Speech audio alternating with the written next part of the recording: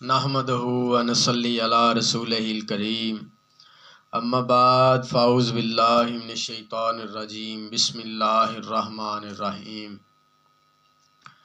تمام سننے والے دیکھنے والے مسلمان بھائیوں کو میری طرف سے السلام علیکم۔ تو دوستو، بات یہ ہے کہ یہ مہینہ ربیع الثانی کا مہینہ ہے۔ ربیع الثانی کا مہینہ حضرت سیدنا شیخ عبد القادر جیلانی قطب ربانی شین اللہ ان کا مہینہ ہے، تو اس لیے ہم ان کا ہی جو بھی ان کی زندگی حیات زندگی اس پہ بیان کریں گے، اور انشاءاللہ جو اپنے بزرگوں سے سنا ہے اور جو پڑھا ہے وہ آپ کی نظر کریں گے۔ تو حضرت سیدنا غوث اعظم کی ذات پاک کیونکہ نیک خاندان سے تھے، نیک والدین تھے، نیک گھرانہ تھا، آپ کو حسنی حسینی سید کہا جاتا ہے۔ کیوں کہ آپ حسنی حسینی سید کیسے تھے، وہ شجرہ ہم آپ کو پہلے پڑھ کے سنائیں گے، کیونکہ ان ہستیوں کا نام آپ خود اندازہ کریں گے کہ وہ واقعی ہستیاں نیک تھیں، پاک تھیں، خاندان رسالت کی آل جو پاک ہے، جس کا بیان قرآن کریم میں ہے کہ اللہ پاک فرماتے ہیں اے محبوب میں نے آپ کی آل کو پاک کر دیا۔ تو اس طرح پہلے ہم آپ کو ان کے والد محترم کی طرف سے بتائیں گے کہ کہاں جا کے ان کا سلسلہ ملتا ہے، شجرہ نسب۔ تو سب سے پہلے چونکہ حضرت سیدنا شیخ عبد القادر جیلانی قطب ربانی، اس کے بعد ان کے والد محترم حضرت موسیٰ، حضرت سیدنا موسیٰ، پھر بن سید عبداللہ، پھر بن سید یحییٰ، پھر بن سید داؤد، پھر بن سید موسیٰ ثانی، پھر بن سید عبداللہ، پھر بن سید موسیٰ جون، ان کے بعد پھر بن سید عبداللہ، پھر ان کے بعد بن سید امام حسن مثنیٰ، پھر ان کے بعد بن سید امام حسن رضی اللہ عنہ کی ذات پاک، پھر ان کے بعد بن سید حضرت علی کرم اللہ وجہہ کی ذات پاک۔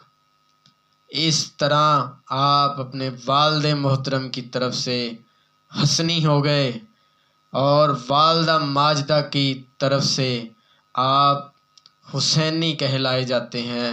اب ہم آپ کو ان کا شجرہ پڑھ کے سناتے ہیں۔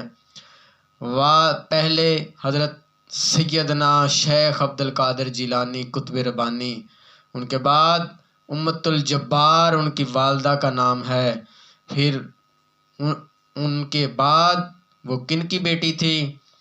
عبداللہ بن سمائی کی بیٹی تھی، پھر بن سید محمد، پھر بن سید جواد وہ تھے، ان کے بعد امام سید علی رضا تھے، امام سید علی رضا کے بعد امام موسیٰ کاظم تھے، بن موسیٰ کاظم، امام بن موسیٰ کاظم کے بعد بن امام جعفر الصادق تھے، پھر ان کے بعد بن امام حضرت باقر تھے، پھر ان کے بعد بن امام حضرت زین العابدین تھے، پھر ان کے بعد بن امام حضرت حسین تھے، پھر ان کے بعد بن سید حضرت علی کرم اللہ وجہہ کی ذات پاک تھے۔ اس طریق سے اس شجرے سے، یہ دونوں شجرے والدہ ماجدہ کا اور والد محترم کا میں نے آپ کو سنایا، ان سے آپ کو حسنی حسینی کہا جاتا تھا۔ تو آپ کی والدہ ماجدہ نیک تھی، پاک تھی۔ آپ کے والد محترم ایک دن دریا کے کنارے جا رہے تھے، تو جاتے جاتے انہوں نے دیکھا کہ ایک دریا میں ایک سیب آ رہا ہے۔ آپ نے وہ پکڑ لیا، پکڑ کے اس کو کھا لیا۔ تو پھر آپ سوچ میں پڑ گئے، پریشان ہو گئے کہ میں نے پتہ نہیں کس کا سیب کھا لیا ہے، اللہ کی ذات کل قیامت والے دن اس کا مجھ سے حساب لے گی۔ دوستو، آج کل تو ہمارے معاشرے میں ایک ٹرینڈ چل گیا ہے کہ لوگ ایک دوسرے کی زمینوں پہ قبضہ کری جا رہے ہیں، لوگ ایک دوسرے کا مال کھائی جا رہے ہیں، بہن بھائیوں کا حق کھائی جا رہے ہیں۔ اور وہ دیکھیں وہ پاک ہستیاں جن کا بیٹا بھی پاک، حضرت سیدنا غوث اعظم کی ذات پاک کیسے نہ شہنشاہ بنتے، ولیوں کے سردار کیسے نہ بنتے، وہ گھرانہ ہی پاک تھا۔ اور آپ چلے جا رہے ہیں، آپ نے دیکھا ایک جگہ پہ کہ دریا کے کنارے سیب کا پودا ہے، اس کے سیب کا جو جھکاؤ ہے وہ دریا کی طرف ہے۔ آپ نے اندازہ لگا لیا کہ یقیناً یہی وہ جگہ ہے جہاں سے سیب گیا ہوگا۔ آپ نے اس باغ کے مالک سے رابطہ کیا، اس کو پوچھا کہ یہ سیب کا باغ آپ کا ہے؟ اس نے کہا ہاں میرا ہے۔ فرمایا آپ نے کہ میں نے آپ کا ایک سیب کھا لیا ہے، تو آپ مجھ سے اس کا جرمانہ لے لیں، اجرت لے لیں، پیسے لے لیں۔ تو بھئی مجھ سے غلطی ہوئی ہے۔ اس نے کہا بھی آپ سے اگر غلطی ہوئی ہے تو میں نے اس طرح آپ کو معاف نہیں کرنا، آپ کو میرے ہاں کام کرنا پڑے گا، میرے باغ کی رکھوالی کرنی پڑے گی، میرے باغ میں کام کرو گے، جب میرا دل کرے گا میں آپ کو آزاد کر دوں گا، یہ میری اجرت ہے۔ تو نیک تھے، پاک تھے، اللہ کے بندے تھے، تو آپ کام کرنے لگ پڑے۔ 12 سال گزر گئے۔ اس بندے نے دیکھا کہ یہ بندہ کتنا 12 سال جب کسی کے ساتھ بندہ گزارتا ہے نا تو تب اس کی ہر نیچر کا پتہ چل جاتا ہے۔ تو مالک تو باغ کا مالک تھا، وہ کون تھا؟ میں نے ابھی آپ کو ان کا نام بتایا ہے، ان کا نام تھا عبداللہ سمائی۔ وہ باغ کا مالک تھا، سید تھا، یہ بھی سید تھے، شجرہ نسب سارا پوچھ لیا تھا۔ 12 سال کے بعد اس نے کہا ابھی ایک کام رہ گیا، آپ کو میری بیٹی کے ساتھ شادی کرنا ہوگی۔ تو حضرت سید موسیٰ آپ کہنے لگے بھی میں آپ کی بیٹی کے ساتھ کیوں شادی کروں؟ اس نے کہا میری اجرت نہیں دینی ہے آپ نے؟ ایک سیب دیکھیں، ایک سیب کی وجہ سے سید زادہ کتنی دیر 12 سال کام کیا۔